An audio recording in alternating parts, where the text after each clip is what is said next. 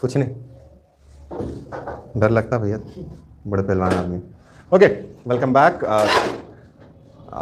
Okay, history बड़ी आसान सी subject है और हिस्ट्री स्कोरिंग कन्वर्ट किया जा सकता है, बशर्ते कि हम कंसेप्चुअली थोड़ा सा अलाइनमेंट बना लें। उसी अलाइनमेंट के चक्कर के अंदर, चूँकि सिलेबस चेंज हो गया है, सिलेबस पे फोकस एरियाज चेंज हो गए, तो पुराने नोट्स को थोड़ा सा रीशफल करते जा रहा हूँ। आगे भी होगा, थोड़ा सा इन डेप्थ में कई जगहों पे बढ़ाना है मुझको, जो फील करता हूँ। जैसे अभी एक चीज़ नई जन्मी थी ज्योग्राफी के अंदर कि अर्थक्वेक वाला जो पैरामीटर है वो मिसिंग है हमारे पास है, it has to be added. So God willing वो ऐड कर लेंगे ढूंढ ढांड के, कब कब कहाँ एमपी के अंदर या नर्मदा सोनप्रो के ऊपर कौन कौन से अर्थक्वेक्स आए हैं। सूरत से बड़ौदा तक का रीजन सारे, बस ठीक है। जो हिस्टोरिकल एविडेंसेस हमने, मतलब हिस्टोरिकल पार्ट हम देख रहे हैं, उसके अंदर हमने गजनी को देखा, गौरी को देखा। नाउ गजनी ने एक डायनास्टी को, जो सबसे पहली लड़ाइयाँ शुरू हुई थी उसके साथ में, उसका नाम था द हिंदू शाही और ब्राह्मण शाही डायनास्टी। ये वाला part is the contemporary part to Ghazni and Ghori, आज का जो सेशन। तो हिंदू शाही और ब्राह्मण, क्योंकि लास्ट टाइम आपको क्वेश्चन पूछा गया है अरब अटैक के ऊपर दाहिर का, हो सकता है वो क्वेश्चन यहाँ ब्राह्मण शाही के ऊपर या हिंदू शाही के ऊपर आए और वो पूछ लें। Basically these people were the direct descendants of Kushans, और ये लोग टाइटल यूज़ करते थे अपना शाहीज, और बुद्धिज़्म और शैविज़्म इनके प्राइमरी रिलीजन हुआ करते थे। इनको हिंदू टर्क्स भी बोला गया है, एंड इनके जो किंग्स हुआ करते थे वो तुर्की शाही कहलाते थे। और लास्ट रूलर था लघुतुर्मान, जो स्टार्टिंग वाली डायनास्टी है हिंदू शाही डायनास्टी का। लघुतुर्मान को उनके ब्राह्मण मिनिस्टर, जिनका नाम था कल्लर, उन्होंने 9th सेंचुरी के लेटर हाफ के अंदर डिपोज कर दिया था, हटा दिया था 950 के आसपास, उसके बाद में। और ये हिंदू शाही डायनास्टी को फॉर्म करते हैं या ब्राह्मण शाही डायनास्टी को फॉर्म करते हैं।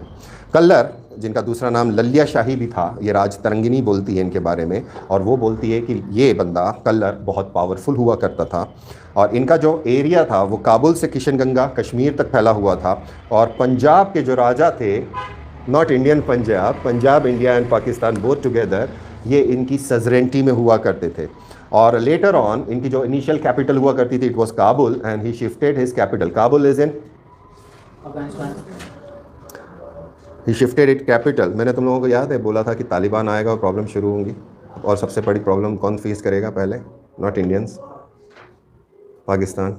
चालू हो गया अटैक, देखा था कितना खतरनाक था लास्ट फ्राइडे अटैक था ना, उसके बाद सेशन नहीं हुआ था अपना, हो गया चालू। सर वहाँ पे सिलेंडर का भाव पता है क्या? जी, सिलेंडर रुपये का मिलता है वहाँ पे सिलेंडर। हाँ, तो मैंने सुना है कंफर्म, उनका रुपया भी हल्का है, खाना हल्का है, मतलब फिर भी 20,000 है। यस, महंगा है, इन्फ्लेशन बहुत ज़्यादा है। बहुत ज़्यादा है। So he shifted the capital from Kabul to Udabhanda, ये इंडस नदी के ऊपर आ जाते हैं, अपनी कैपिटल को शिफ्ट कर देते हैं, that is in the plains kind of a thing. इसके बाद में लगातार राजा बदलते रहते हैं, and these people they are closely related with the kings through matrimonial alliance, kings of Kashmir through matrimonial alliance.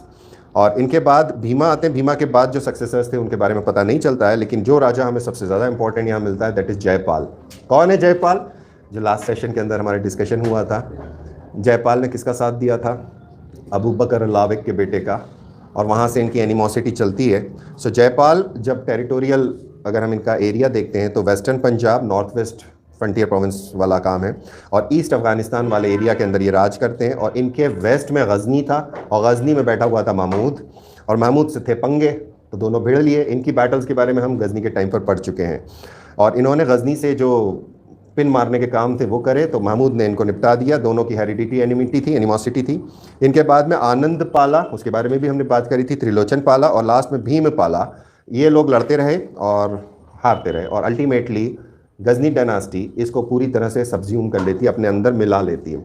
Initial लड़ाइयों के अंदर हमने ये देखा था कि इसका साथ देने मैट्रिमोनियल अलायंस है, शादी हुई है तो ससुराल और मायके वाला पक्ष है, समधियाना है तो समधियाने वाले पक्ष वाले लोग थे कश्मीर के। सो यहाँ आ जाती है द किंगडम ऑफ कश्मीर।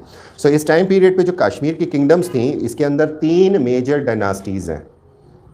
जब भी किसी एक रीजन की हम बात करेंगे, जैसे पहले वाले हमने जो डायनास्टी का नाम लिया, उस डायनास्टी को हमने बोला हिंदू शाही डायनास्टी या तुर्की डायनास्टी, तुर्की शाही डायनास्टी। उसके बाद ब्राह्मण शाही डायनास्टी जो इनके साथ चलती है अब कलर के साथ, इसके नॉमेनक्लेचर क्यों है, क्योंकि इनकी जो डायनास्टी है उसको नाम में लिया है। लेकिन वहीं हम कश्मीर डायनास्टी बोल रहे हैं, हम कश्मीर की डायनास्टी को इसलिए बोल रहे हैं क्योंकि यहाँ पे एक डायनास्टी हटेगी, दूसरी आएगी, दूसरी हटेगी, तीसरी आएगी। इसका एग्जाम्पल जगह जगह मिलेगा, जैसे दिल्ली सल्तनत, नाम जहाँ पे जगह का दिया जाएगा उस पीरियड में अलग अलग डायनास्टीज का राज होगा। उसी दिल्ली आगरा से मुगल्स ने राज किया, उनको तो नहीं बोला कि दिल्ली के सुल्तान या दिल्ली के नवाब या दिल्ली के, उन्हें मुगल्स दिया क्योंकि वो एक ही डायनास्टी है। इसी तरह से हम विजयनगर एम्पायर की बात करेंगे तो हम उसको जगह का नाम दे रहे हैं, तो इसका मतलब क्लियर हो जाना चाहिए कि वहाँ डायनास्टीज अलग अलग है। इसी तरह से हम बात करते हैं मगधन एम्पायर की या मगधन किंगडम्स की एंशियंट हिस्ट्री के अंदर, तो वहाँ पे क्लियर हो जाना चाहिए मगध बोला है तो वहाँ डायनास्टीज अलग है, तो हरियनका आएगी, हरियनका के बाद मुगल्स आएंगे, वहाँ मुगल्स के बाद जो है वो ब्रिटिश आ जाएंगे। हाँ तो सोचो ना, हरियनका के बाद कौन आते हैं, हरियनका के बाद कौन आते हैं, उसके बाद, उसके बाद नंदा के बाद। तो मौर्यन को मगध में क्यों नहीं लिया, मौर्यन को अलग क्यों कर दिया, मौर्यन डायनास्टी को अलग पढ़ते हो आप, किंगडम की कैपिटल तो वही है, रीजन तो वहीं से शुरू हो रहा है। ओके, तो नंदास से एक्चुअली चालू हो जाता है एम्पायर बिल्डिंग। सो ये कंसेप्ट है जिसका ध्यान रखना। और दूसरा एक और कंसेप्ट जो तीसरा निकलता है, वो किसी जगह की बुक्स के ऊपर, पब्लिकेशन के ऊपर किसी टाइम पीरियड को पढ़ना है तो वो लिया जाता है हिस्टोरिकल एविडेंस में। वो कैसे होता है, वैदिक पीरियड। यहाँ ना तो हम डायनास्टी का नाम लेते हैं, ना हम जगहों का नाम लेते हैं, हम क्या लेते हैं, हाँ क्यों ले रहे हैं, क्योंकि हमारे पास वही एक सोर्स है, वो इतना लंबा टाइम पीरियड है। कंसेप्ट हो गया क्लियर, ये एक जनरल कंसेप्ट है। फिर और हम और पुरानी हिस्ट्री के अंदर अगर चले जाते हैं तो हम एविडेंसेस के ऊपर बात करते हैं। फिर एविडेंसेस के अंदर कैसे बोलते हैं हम, चाल्कोलिथिक पीरियड, जहाँ पे पत्थर और मेटल मिला, तो जहाँ जहाँ मिला वो है यूजेज के ऊपर है। इसी तरह हम बोलते हैं नियोलिथिक, मेजोलिथिक, पैलियोलिथिक, यहाँ ना तो हम जगह का नाम ले रहे हैं। इसी तरह से हम ये लिथिक में ही, पत्थरों में ही हम माइक्रोलिथ भी बोलते हैं, मेगालिथ भी बोलते हैं, मेगालिथ कल्चर्स, मेगालिथिक कल्चर्स जो साउथ इंडिया के अंदर भी मेजर है, जोरवे कल्चर। तो ये कंसेप्ट है जिसका ध्यान रखिएगा। तो सेकंड हमारी जो बात हो रही है that is your kingdom of Kashmir. Now Kashmir basically एक ऐसा इंटरमिंगलिंग पॉइंट है जो अफगानिस्तान के ईस्ट के अंदर लगता है, साउथ ऑफ अफगानिस्तान की भी प्रॉक्सिमिटी में है, जहाँ पे पंजाब के प्लेन्स भी प्रॉक्सिमिटी में है, पंजाब साउथ वर्ड वाला पार्ट, और जहाँ पे अफगानिस्तान वाला पार्ट भी प्रॉक्सिमिटी में। सो कश्मीर की हिस्ट्री, और फॉर्चुनेटली हमारे पास राजतरंगिनी है जो कश्मीर के ही बारे में बोलती है, कल्हण की है, नॉट कल्लर की। कल्हण बहुत लंबे समय तक तो जिंदा नहीं रहे थे, कल्हण ने उसको स्टार्ट किया होगा या कल्हण उसके प्रोमिनेंट ऑथर हैं, और उसके बाद में लोगों ने उसको कंटिन्यू में रखा है। तो राजतरंगिनी कश्मीर की बहुत लंबी हिस्ट्री देती है, रिटर्न रिकॉर्ड देती है, इसलिए कश्मीर के ऊपर या इसके ऊपर, राजतरंगिनी के ऊपर या कल्हण के ऊपर सवाल बहुत मिलते हैं। नेक्स्ट थिंग हमारी जो कश्मीर की आती है किंगडम्स की, तो यहाँ पर सबसे पहले बोलते हैं कि अशोका ने इसके ऊपर कब्जा किया था, सम्राट अशोक जो महाराजा पद्मनंदा के बेटे थे। फिर किसके बेटे थे, चंद्रगुप्ता के थे कि बिंबिसार के थे, देखना, हाँ वो दादाजी हैं कि बिंबिसार की बिंदुसार, चंद्र बिंदु, ये याद करा है, चंद्र बिंदु अशोक, ऐसे याद करना। उधर बिंबिसार है, बिंबिसार के बाद अजातशत्रु है, अजातशत्रु के बाद उदयीन है ना, ठीक है चलो कोई बात नहीं, शाबाश।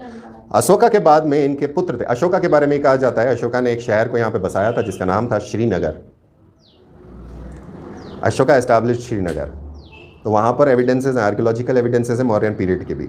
सो श्रीनगर को ये फाउंड करता है जब अशोका की डेथ हो जाती है, तो अशोका के जितने बच्चे थे उनके अलग अलग जगह पे टेरिटरीज डिफाइन हो जाती हैं, और मौर्यन एम्पायर जो सेंट्रलाइज हुआ करता था, it got disrupted into many states, all ruled by sons of Ashoka. Jaluka यहाँ पर इंडिपेंडेंट किंगडम बना लेते हैं कश्मीर के अंदर। इसके बाद में कुशानाज, जिसमें कनिष्का और हुविश्का ये रूल करते हैं कश्मीर से। गुप्तन पीरियड के अंदर कश्मीर पे इनका राज नहीं रहता, और हुण मिहिरकुला यहाँ अपना राज एस्टैब्लिश करते हैं। ये लेटर मेडिवल पार्ट आ जाता है, जब लेटर गुप्तन्स के टाइम पीरियड के ऊपर हुन्स इंडिया के अंदर अटैक करते हैं। उस टाइम पर कश्मीर के अंदर इनका सेंटर था। यशोधर्मन, मंसूर वाला वर्मन है, धर्मन, यशोधर्मन इनको वापस कश्मीर तक खदेड़ कर आ जाते हैं। नागा कारकोटा डायनास्टी यहाँ पर इवॉल्व होती है 7th सेंचुरी की स्टार्टिंग में। इसमें दुर्लन्हा वर्धन राज कर रहे होते हैं, and he is considered as the founder, rule for 36 approximately years, और ये हैं हर्षवर्धन के कंटेम्पररी, हर्षा के। इसके बाद दुर्लभ हैं जो 50 साल तक राज करते हैं। उसके बाद है चंद्रपिदा। इस टाइम पर 713 एडी में अरब अटैक करते हैं कश्मीर पर। 713 में कश्मीर, 712 में तो अटैक हुआ था सिंध का। सो उस टाइम पर दाहिर की जो टेरिटरी थी उससे ये नॉर्थवर्ड एक्सटेंड कर जाते हैं कश्मीर के अंदर, और 713 का अटैक था अरब्स का, और अरब्स को ये हरा देते हैं। उसके बाद में ललितादित्य मुक्तपिदा, ये बड़ा नाम है, ये भाई थे चंद्रपिदा के, 724 से 760 एडी तक अप्रॉक्सीमेटली राज करते हैं और अपना टाइटल लेते हैं दिग्विजय। और इनके रिलेशंस बहुत तगड़े थे तिब्बतन अथॉरिटीज़ के साथ, चाइना के साथ नहीं, ही डिफीटेड तिब्बन्स, चाइना के साथ अच्छे थे, कंबोज के साथ, टर्क्स के साथ भी अच्छे संबंध थे इनके। टर्क्स कहाँ से आ गए यहाँ टर्क्स कैसे आ गए?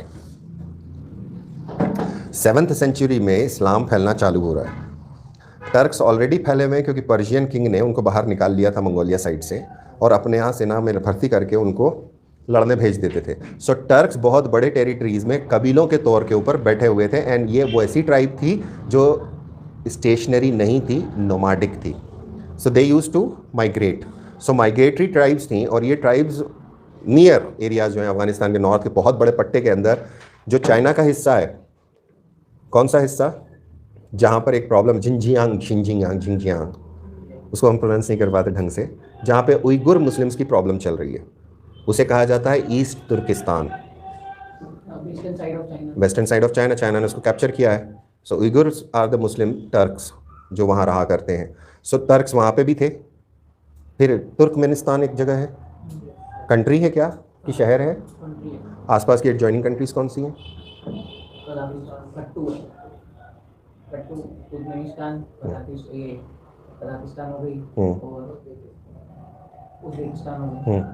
उज़्बेक रीजन है उज़्बेकिस्तान का, किर्गिस्तान है, किर्गिस्तान से मेरी कज़न ने अभी MBBS किया। तो जब वो जा रही थी यहाँ से, तो उसके पिताजी से मेरी बात हुई थी, तो उन्होंने कहा कि वहाँ पे भी जा सकते हैं, यूक्रेन।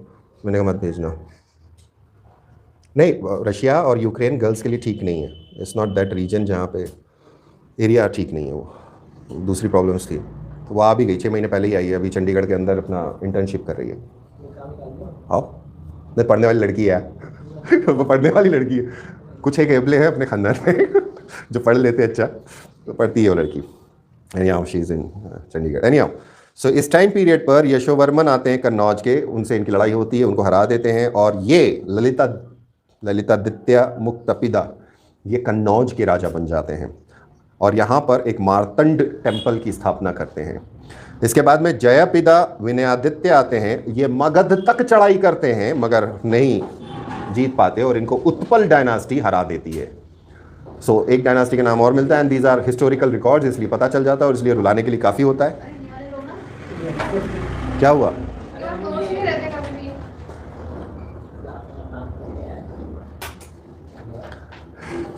इसके बाद में उत्पल डायनास्टी कॉन्कर करती है इनको। तो अवंती वर्मन 885 से 888 तक रहते हैं, फाउंडर कहलाते हैं, अपनी किंगडम को कंसोलिडेट करते हैं और प्रॉस्पर बनाते हैं। इनके बाद शंकर वर्मन है। शंकर वर्मन युद्ध प्रेमी हैं, इसकी वजह से ख़जाना खाली हो जाता है, और इनके जो सक्सेसर्स थे वो इनकेपेबल रहते हैं। फिर आता है यसकारा, ये एक ट्रेजरर का पुत्र था, ये वापस से पीस एंड ऑर्डर को स्टोर करता है, और ही वॉज सक्सीडेड बाय संग्रामदेवा, जिनकी हत्या उन्हीं का एक मिनिस्टर कर देता है, पर्वगुप्ता। पर्वगुप्ता भी 1 साल बाद मर जाते हैं, और फिर क्षेमगुप्ता सक्सीड करते हैं। सो क्षेमगुप्ता इनकेपेबल सक्सेसर्स रहते हैं इनके भी। भीमगुप्ता, जिनकी एक पत्नी थी दिद्दा, जो लोहारा डायनास्टी के राजा की पुत्री हुआ करती थी। दिद्दा कैप्चर्ड द थ्रोन, ये रानी बनती हैं, सिंह राजा की जो पुत्री हुआ करती थी जब इनके पति मर जाते हैं, और फिर अपने नेफ्यू को, संग्राम राजा को, लोहारा डायनास्टी वाले, इनको राजा बना देती हैं। यहाँ से लोहारा डायनास्टी चालू होती है, संग्राम राजा, और ये संग्राम राजा त्रिलोचन पाला की मदद करते हैं महमूद गजनी के खिलाफ, और महमूद फिर बदला लेने के लिए 1021 AD में अटैक करता है, और सक्सेशन इनके जो थे वो सही नहीं थे, सक्सेसर्स इनकेपेबल रहते हैं, मतलब पूरा डिस्टॉर्ट हो जाता है। Distortion, law and order situation नहीं रहती। तो एक मुस्लिम एडवेंचरर वहाँ घुसता है by the name of Shah मेरा। एडवेंचरर जिस तरह से हमने बात करी थी बख्तियार खिलजी की, नॉट इख्तियारुद्दीन बख्तियार खिलजी, पूरा नाम नहीं बोले, बख्तियार खिलजी की, कि वहीं घुस गया था, तो वो तो एडवेंचर था उसका कि चलो आप छू करके आते हैं। तो इसी तरह से ये शाह मेरा है, कोई इसके खिलाफ वो नहीं होता है और ये राजा बन जाता है और बाद में अपना टाइटल लेता है Sultan Shamsuddin, and his successors ruled a long long long time. तुम यूपीएससी दे रही हो इस बार, हाँ या ना?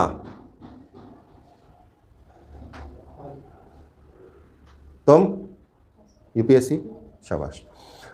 ओके, यूपीएससी वाले लोग यहाँ पर ध्यान रखेंगे कि यहाँ मैंने कश्मीर की हिस्ट्री को एक्सटेंड नहीं किया है। इसके बाद कश्मीर की हिस्ट्री इसके बाद आपको एक्सटेंड करनी है यहाँ,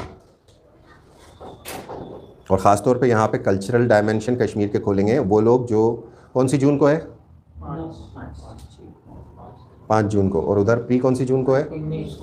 ठीक है, 14 दिन है, उसमें एमपी का रिवीजन कर लेना। अभी एमपी पे फोकस करके चलोगे और बाकी चीज़ें जो हैं, हिस्ट्री तो उस डेप्थ में चली जाती है लेकिन कल्चर हमारा उस डेप्थ में कई जगहों पे नहीं जाता है। सो कल्चर को आपको उस डेप्थ में लेकर जाना है। आर्ट एंड कल्चर जब भी काम करोगे, यहाँ पर मेडिएवल में रुलाने वाला काम होता है, एंशियंट के लेटर पार्ट में रुलाने वाला काम होता है। तो कोशिश ये करना है कि जो डायनास्टी पढ़ रहे हो उसके कल्चरल डायमेंशन तुरंत कर लो। तो पहला, अगर बुक नहीं है हमारे पास और अगर हम कंडेंस फॉर्म में, अगर हम कंप्रेस हो रहे हैं, अगर हमें जगह नहीं मिल रही है फैलने की इन आवर टाइम टेबल, तो सबसे पहला काम करना कि कौन सी बुक है वो MCQ वाली, घटना चक्र, उससे करो और फिर रेफ़र करो बुक्स में, क्योंकि यहाँ पर डायनास्टी वाइज नहीं दिया है आपको कि डायनास्टी किस डायनास्टी ने क्या क्या कल्चरल इम्पैक्ट किए। नोट्स के साथ में कल्चरल डायमेंशन ओपन करते चलो, काम हो जाएगा। ये आसान तरीका है पैरेलल करने के लिए। हिस्ट्री भी हो जाएगी, कल्चरल डायमेंशन पे फोकस करो, खासतौर पे लिटरेचर पे भी थोड़ा थोड़ा फोकस करना कि क्या क्या हो रहा था। Now Kalhana is important, Kalhana Rajatarangini लिखते हैं, उनकी हिस्ट्री है। सो यहाँ कल्हण को खोल देना कि किस टाइम पीरियड से किस टाइम पीरियड तक के बारे में बात है, कितनी डायनास्टीज के बारे में बात है, कौन सी लैंग्वेज में लिखी गई है, किस स्क्रिप्ट में लिखी गई है। जब भी किताब होती है तो ये बार बार नहीं बोलना मुझे कि तुमको स्क्रिप्ट भी पता होना चाहिए, तुम्हें लैंग्वेज भी पता होना चाहिए। पैरेलल करोगे काम आसान होगा। दूसरी चीज़, जो लोग यूपीएससी के लिए, एक वो वाला काम होता है जब आप यूपीएससी के अंदर एवं काम करते हो, एक वो काम होता है जब आप वास्तव में बनना चाहते हो। Why I prefer UPSC any day, ये आपको 15-20 साल बचा लेता है। तो मम्मी कौन सी बैच की, उन्हें IPS अवार्ड कब हुआ था? यानी 15-16, 17, हाँ 20-22 साल बाद IPS अवार्ड हुआ। सो ये आपके साल बच जाते हैं, सिंपल एज दैट। ऐसा नहीं है कि आप DSP से नहीं बनोगे, आप बन जाओगे, लेकिन जो एक टाइम पीरियड है वो। अब यहाँ एक कंस्ट्रेंट है, एक नेचुरल ऑर्डर रहता है यूपीएससी के अंदर। नेचुरल ऑर्डर का मतलब होता है, हम लोग, कुछ लोग होते हैं जो रट्टा लगाने वाले लोग होते हैं, जो समझते नहीं हैं, उनको तकलीफ़ आती है। जिस चीज़ के अंदर हम MP की मेंस की बात करते हैं, अगर आपको मेंस अच्छा लगता है, मज़ा आता है पढ़ने में, यूपीएससी आपके लिए आसान है नेचुरली। वहीं पर क्लियर थॉट्स का होना बहुत ज़रूरी है। क्लियर थॉट्स का मतलब है कि देखिए, बहुत जो फैक्चुअल क्वेश्चंस हमारे MPPSC में आते हैं, वो क्वेश्चंस हमारे यूपीएससी में नहीं आते, उतने नहीं आते, आते हैं कम आते हैं। यूपीएससी ज़्यादातर फोकस करती है कंसेप्चुअल पार्ट पर। तो always you should be able to ask questions. यानी सेल्फ रिफ्लेक्शन जो लोग करते हैं कि ये हुआ था तो क्यों हुआ था, उनके लिए नेचुरली यूपीएससी ईजी होती है। इंक्विजिटिव नॉलेज वाली बात है। So all the best. मैं अगर आपको कहीं तकलीफ लगे तो आप मुझे बता देना, आई विल टेक सेशन। मैं पढ़ाऊँगा नहीं, क्योंकि पढ़ाता वही हूँ। I touch the bottom part of UPSC. उसके ऊपर ये नहीं कहूँगा कि इतना पढ़ लोगे तो यूपीएससी का हो जाओ, तो मैं MPPSC में भी नहीं बोलता हूँ। बट हाँ, जिस लेवल के ऊपर हम जाते हैं, जिस तरीके से हम पढ़ते हैं, वो तरीका आप लोगों को यूपीएससी के लिए आसानी दे सकता है। फोकस एरिया, जो चीज़ें यहाँ नहीं आती हैं MPPSC के अंदर, जिसको आपको पैरेलल लेके चलना है, उसके अंदर सबसे इम्पॉर्टेंट चीज़ है current affairs. Now current affairs में एक चीज़ याद रखना, सिलेक्टिव करंट अफेयर्स पढ़ना है। अगर आप एडमिनिस्ट्रेटिव, बहुत ध्यान से समझ लेना इसको, अगर आप एडमिनिस्ट्रेटिव पढ़ रहे हो, सो आपका काम होगा जितना एडमिनिस्ट्रेशन के अंदर हुआ है उस सब चीज़ों के बारे में पता हो। सारी पॉलिसीज़, सारे प्रोग्राम्स, सारी रिपोर्ट्स और उनका बैकग्राउंड आपके पास होना चाहिए। उसको इफ़ेक्ट देने के लिए अगर कोई स्ट्रक्चर बनाया गया है तो वो भी आपको पता होना चाहिए। दो और छोटा लिखना, इतना बड़ा आदमी है, छोटे छोटी लाइटिंग लिखता है। अगर आप पॉलिटिकल आइडियोलॉजी के ऊपर काम कर रहे हैं, सिलेक्शन लिया है, सो पॉलिटिकल रिलेशनशिप के अंदर दो चीज़ें आएंगी, एक होगा इंटरनेशनल रिलेशनशिप, एक होगा डोमेस्टिक। सो इंटरनेशनल रिलेशनशिप के अंदर जितने भी सेगमेंटेशन हैं, चाहे बायोलैटरल समझौता हो, बायोलैटरल का मतलब होता है दो कंट्रीज़ के बीच में, तो पहली चीज़ आपको पता होना चाहिए, ये समझौता हुआ, एमपीपीएससी यहाँ 90% क्वेश्चन खत्म कर देती है, यूपीएससी यहाँ शुरू करती है। सो बायोलैटरल हुआ तो पहले कौन कौन से हो चुके थे, क्यों हुए थे, कब हुए थे, किस लिए हुए थे, और अभी जो समझौता हुआ उसके मुख्य बिंदु क्या थे। अब वो बचे कुछ 10 क्वेश्चन, 10% जो एमपीपीएससी का चांस होता है उसमें से ये क्वेश्चन कभी कभार आता है, second line third line question. UPSC तो यहाँ से शुरू करती है, वो ये बोलती है कि इनमें से कौन सा बिंदु नहीं था जो इनके बीच में रिलेशनशिप में। सवाल ये है कि हम लोगों के सामने करंट इतना बड़ा होता है तो हमको ये लगता है कि हम सब पढ़ लें, ये डेंजरस चीज़ होती है। यूपीएससी के अंदर you have to be selective, ये लोग नहीं समझते हैं चीज़ को, ये एमपीपीएससी मेंस के अंदर भी है, हम नहीं समझते हैं इस चीज़ को। सिलेक्टिव का मतलब है किस चीज़ में हम नेचुरली स्ट्रांग हैं, अगर आप उस चीज़ को पकड़ लेंगे तो आप आराम से वो काम कर लेंगे। समझौता हो गया, पुरानी बैकग्राउंड पता चल गई, जैसे लड़ाई हो रही है रशिया की, करंट अफेयर है, एमपीपीएससी पूछेगा किस दिन से लड़ाई शुरू हुई, पहला क्वेश्चन यही है उसका। फिर ये पूछ लेगा ज्योग्राफी से उठा के कि कौन कौन से रीजन है जिसके ऊपर से युद्ध हो रहा है, तो ईस्टर्न यूक्रेन वाला हिस्सा जो रशिया से जुड़ा हुआ है, डॉम्बास्क, क्या है वो, दो एरियाज है नॉर्थ और साउथ वाले, डॉम्बास्क और लुहांस्क रीजन जो है, जो रशिया कीव के नॉर्थ में, मारियोपोल के और नॉर्थ में, डॉनबास और, अरे आशीष भैया गुड मॉर्निंग, क्या बात है, गुड। सो ये इसमें प्रॉब्लम क्यों है, ये तो एमपीपीएससी का क्वेश्चन हो गया। वो आपसे ये पूछ लेगा कौन कौन से हथियारों का इस्तेमाल किया तुमने। सो यहाँ पे बैराक्टर ड्रोन जिसने तबाही मचाई थी यूक्रेन, अजरबैजान और आर्मेनिया की लड़ाई के अंदर, नागोर्नो काराबाख वाले में, वहाँ पर ये अभी यूक्रेन की तरफ से रशिया के ऊपर बम मार रहा है। ये टर्की का ड्रोन है, टर्किश ड्रोन है, और टर्की के संबंध बहुत बढ़िया हैं पुतिन से। कल ही दोनों ने मिल बैठ के बातचीत करी है, चाय पे चर्चा या कॉफ़ी पे पर्चा, ठीक है। सो वो सवाल पूछ सकते हैं कौन कौन सी चीज़ों का इस्तेमाल हो रहा है, कौन कौन सी मिसाइल्स का इस्तेमाल हो रहा है। ये करंट अफेयर का काम है, कॉमन है। राष्ट्रपति का नाम पूछ सकते हैं आपसे, पहले क्या करता था, अच्छा स्पेलिंग याद रखना, पूरा नाम याद रखना, पुतिन अकेला नहीं है, दोनों का तो नाम एक जैसा है, व्लादिमीर, हाँ वही, हाँ ठीक है ये। लेकिन इसके पुरानी हिस्ट्री के ऊपर अगर जाओगे तो क्या होता है, क्यों हो रहा है, तो कब तक की हिस्ट्री चाहिए। सो यूक्रेन और रशिया की जो हिस्ट्री है वो तो 1200 साल पुरानी है। पहले तो वो एक ही डिनास्टी हुआ करती थी, फिर मूव बैक हुई, दोनों फट गए अलग में। सो रशियन हिस्ट्री पता होना चाहिए, रशियन हिस्ट्री है किस तरह की। उसके अंदर यूक्रेन क्यों पावरफुल है, यूक्रेन में कीव क्यों पावरफुल है। जो शिज्म आया था क्रिश्चियनिटी के अंदर, तो ईस्ट रोम वर्सेस वेस्ट रोम वाला जो मामला था, सो उसमें वेस्टर्न रोम हो गया Catholic, that is Rome proper Italy, eastern Constantinople था ऑर्थोडॉक्स। सो वो ऑर्थोडॉक्स बाद में शिफ्ट हो जाता है कीव इन यूक्रेन, और वो ऑर्थोडॉक्स शिफ्ट हो जाता है बाद में रशिया में। सो अभी ये भी कहा जा रहा है कि it is creating a supremacy of Orthodox Christianity again. तो पुतिन का वो एजेंडा भी शामिल हो सकता है। ये तो कौन सी चीज़ें हैं जो ओपन दिख रही हैं, ये पुरानी हम ट्रेस कर सकते हैं। इसी के साथ में कुछ हिडन पहलू हैं जिनके ऊपर आपको समझना पड़ेगा।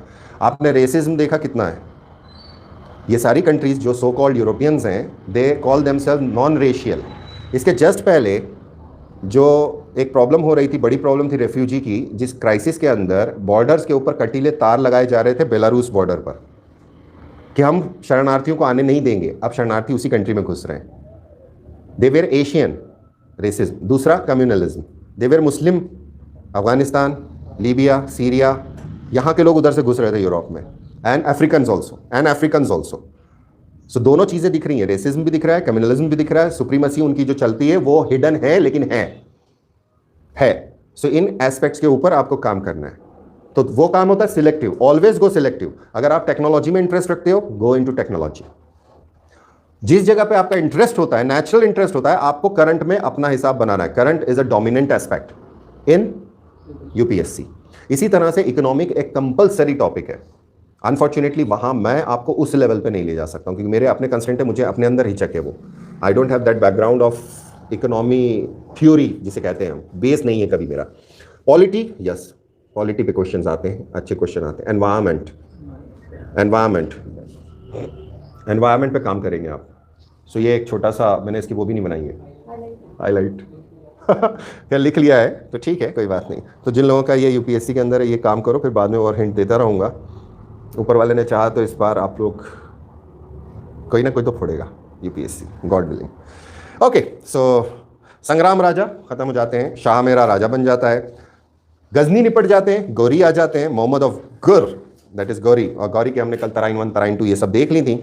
अब इस टाइम पीरियड पर जो गौरी की लड़ाइयाँ होती हैं, इसमें पहली लड़ाई जो मेजर लड़ाई है, ऐसा नहीं है कि गुजरात के साथ लड़ाई नहीं हुई, जो हमने बात बोली थी कोई काम नहीं किया उन्होंने। चहमनाज कौन थे? द चौहान्स। चौहान्स या चहमनाज ये सांभर या साकंबरी प्रदेश के हुआ करते थे, the territory between Delhi and Ajmer. Ajmer इनकी मेन प्रोमिनेंट जगह थी। 7th सेंचुरी में थे, उनके फाउंडर थे वासुदेवा।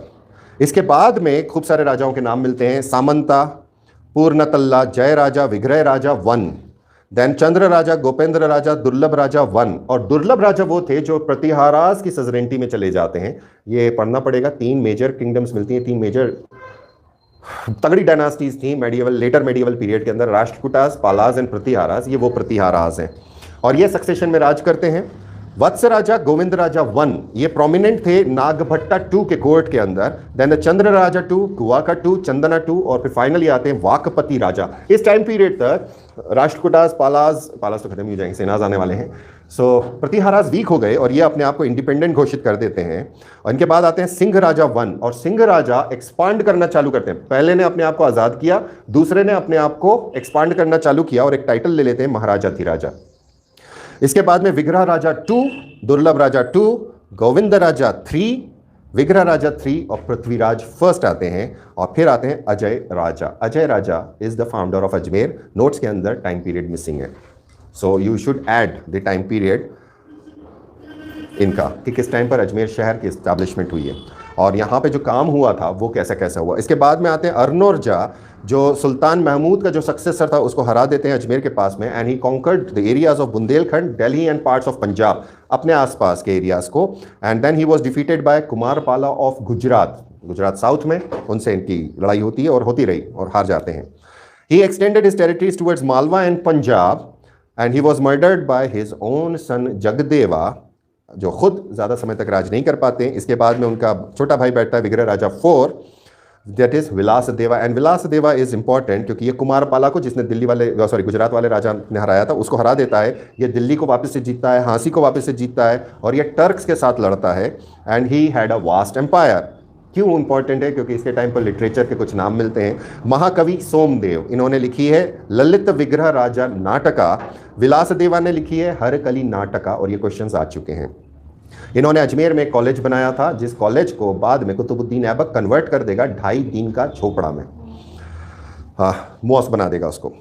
फिर कुतुबुद्दीन ऐबक का काम हो गया। देन अपारा गग्गेय आते हैं, ही वॉज कजन ऑफ पृथ्वीराजा 2, जो ज़्यादा समय तक राज नहीं कर पाते। फिर पृथ्वीराजा 2 के अंकल राजा बनते हैं सोमेश्वरा, इनकी भी डेथ जल्दी हो जाती है। And he was succeeded by Prithviraja 3 और राय पिठोरा और Prithviraj Chauhan. So Prithviraj Chauhan, he is Prithviraj the 3rd। Initially ये नाडौल को जीत लेते हैं गोर्ग से। उसके बाद 1182 में ये भदनाकाज को हराते हैं आसपास के एरियाज़ में। ये काफ़ी लड़ाइयाँ करता है। चंदेला राजा परमार्दी इनको हराते हैं, जिनके आला और उदल जनरल हुआ करते थे, जिनकी कहानियाँ बुंदेलखंड में आज भी चलती हैं। और ये महोबा और कलिंजार पे कब्जा कर लेते हैं। 1183 में चंदेलाज इनके ऊपर अटैक करते हैं और ये सारी टेरिटरीज जो जीते होते हैं 1 साल के लिए, ये वापस हार जाते हैं। फिर परमारा से और प्रतिहारा जगदेवा से, जो भीम 2nd गुजरात किंग ने भेजा था, इनसे खूब सारी लड़ाइयाँ होती हैं, लेकिन इनडिसाइसिव बैटल। तो पृथ्वीराज के बारे में कहा जाता है जितनी टेरिटरीज उसके पास थी उसने एक्सपांड किया, वापस अपनी जगह पे आ गया, एक्सपांड किया, वापस अपनी जगह पे आया। अल्टीमेटली ये कहते हैं he gained nothing and he lost nothing, ये वाला काम था। देन 1190 में ये मोहम्मद गोरी ये दिल्ली और पंजाब की तरफ आता है और तबरा हिंदा, दैट इज भटिंडा वाला जगह के ऊपर कैप्चर कर लेता है और पृथ्वीराज 3rd के साथ में डायरेक्ट कांटेक्ट हो जाता है। तराइन 1 और तराइन 2 हमने कल देख ली थी, ये इनका काम था। इसके बाद में जब इनकी डेथ हो जाती है तो हरि राजा, जो भाई थे पृथ्वीराज 3rd के, ये पृथ्वीराज 3rd के जो माइनर बेटे थे उनको हटा देते हैं और राजा बन जाते हैं। दैट इज़ ये वो पहला रिवोल्ट था जो Aibak as a governor suppress करता है। और फिर बाद में जब ये हार जाते हैं तो अपने आप को आग लगा लेते हैं समवेयर इन 1194, जिस समय गौरी वापस आएगा और चंदावर की लड़ाई करेगा जयचंद के साथ।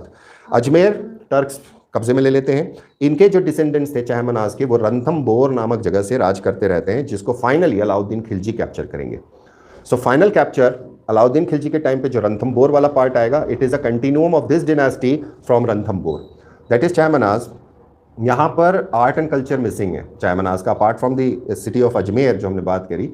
इसको यूपीएससी वाले पैरामीटर के ऊपर आप खोल दोगे आज ही यहाँ तक, ठीक है।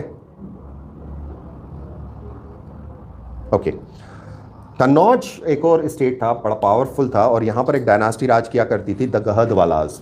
ये जो गहदवालाज थे, these are also considered as Rajput. इनके फाउंडर थे चंद्रदेवा। उसके बाद में जो 9 से लोग बनते हैं, Yasho Vigraha, Manichandra, Chandradeva, Madanapala, Govind Chandra, Vijay Chandra and finally Jaichand. Jaichand last था, हु लॉस्ट टू गौरी। इन्होंने जो एरिया रखा था अपने पास, that is eastern UP to western Bihar वाला बेल्ट था, और कान्याकुब्जा यानी कन्नौज से वाराणसी वाला बेल्ट था। और लास्ट रूल वॉज जयचंद। इनके एक पुत्र था हरिश्चंद्र और एक बेटी थी संयुक्ता जो राय पिथौरा के साथ, वो क्या है, हाँ पृथ्वीराज राय पिथौरा। इनके घोड़े का नाम था चेतक, जिस पे बैठ के वो भगा के ले जाते हैं, उसको मूर्ति बन के खड़े हो जाते वाली कहानी जो है। सो दैट इज़ दी इन लोगों का काम है। जो हरिश्चंद्र है, जब जयचंद की डेथ हो जाती है 1194 चंदावर के युद्ध में, तो हरिश्चंद्र वापस कन्नौज जीतने की कोशिश करता है। That is again a revolt, वापस से टर्क्स आते हैं, उसको कैप्चर करते हैं। फिर इनका पुत्र था अदक्कमला, ये बाद में फिर सेटल हो जाता है नागौद में, नागौद, और कन्नौज फाइनली इल्तुतमिश अनेक्स कर लेता है। सो एमपी वाला पार्ट कौन सा है? गौरी जो ये रीजन था, इस रीजन के अंदर सबसे पहले गौरी का इन्वेजन आता है। गजनी का तो इफेक्ट है, गजनी के डाले नहीं मैंने यहाँ, मुझे गजनी को ऐड करना है इसमें एमपी के अंदर, आई ऐड इट। ओके, सो 1192 के अंदर तराइन के बाद 1195 से 1196 तक ग्वालियर और मोरेना बेल्ट के अंदर गौरी के एक्सपीडिशंस रहते हैं। 1195 में ये त्रिभुवनगढ़ के ऊपर अटैक करते हैं। यदुवंशी राजा थे यहाँ कुमारपाला, जो गौरी के सामने सरेंडर कर देते हैं। इसी टाइम पीरियड पे ये ग्वालियर फोर्ट पे अटैक करते हैं, जहाँ पे सुलक्षण पाल राज कर रहे होते हैं, और इनसे सेटलमेंट होता है कि तुम 10 हाथी देना, हमारी सजरेंटी में रहना, इतनी ट्रिब्यूट देते रहना। गौरी जब वापस जा रहा था तो वहाँ पे तुगरिल को वो किलेदार बना देता है। तुगरिल को बोल के जाता है कि तुम अटैक करके इसको जीत लेना। तुगरिल इमीडिएटली अटैक कर देता है, और कुछ समय बाद, कहा जाता है 1.5 साल बाद, ये उस किले के ऊपर काबू पाता है। तुगरिल एक तगड़ा जनरल है, इसके साथ में कुतुबुद्दीन ऐबक एक बड़ा जनरल है जिसको नॉर्थ में दे रखा है। तो यहाँ पर सुलक्षण पाल एक चाल चल जाते हैं, और वो तुगरिल को सरेंडर करने की बजाय कुतुबुद्दीन ऐबक को सरेंडर कर देते हैं। अब आपस में 2 टर्क्स भिड़ सकते थे, तो इत्तेफाक ऐसा होता है, चाल अच्छी थी, बहुत बढ़िया गेम प्लान था कि इनको आपस में भिड़ा दिया जाए। तुगरिल मर जाता है अनफॉर्चुनेटली, सो कोई झगड़ा ही नहीं होता। सो तुगरिल मर जाता है, और इल्तुतमिश को कुतुबुद्दीन ऐबक, इल्तुतमिश स्लेव है कुतुबुद्दीन ऐबक का, कुतुबुद्दीन ऐबक स्लेव है मोहम्मद गौरी का, मुइज़ी स्लेव, तो उसको अपना किलेदार बना के यहाँ छोड़ देता है। सो ये कहानी है एमपी की यहाँ तक। कल कंटिन्यू करेंगे स्लेव डायनास्टी के अंदर। गजनी का जो काम है, गजनी के अटैक है, एक वेव आई थी हमारे पास जिसमें उसने चंदेलास को हराया था और उसने परमार्स को भी हराया था, तो वो वाले को ऐड करना है, I have to add that. So later on कभी ऐड करता हूँ, और ऐड करूँ जब भी करूँगा तब आपको, अगर अभी ऐड हो गया इस साल इस सेशन में तो ठीक है, नहीं तो next time. So I will add that part. Okay, so take care. Any question so far? ये पैरेलल लेके चलना, कंटेम्प्रेरी के साथ लेके चलना। सो अगर कहीं वो वाला क्वेश्चन आता है कि कहाँ पे कौन सा बंदा क्या था, वो कवर हो जाएगा। ओके, चलो टेक केयर, बाय बाय।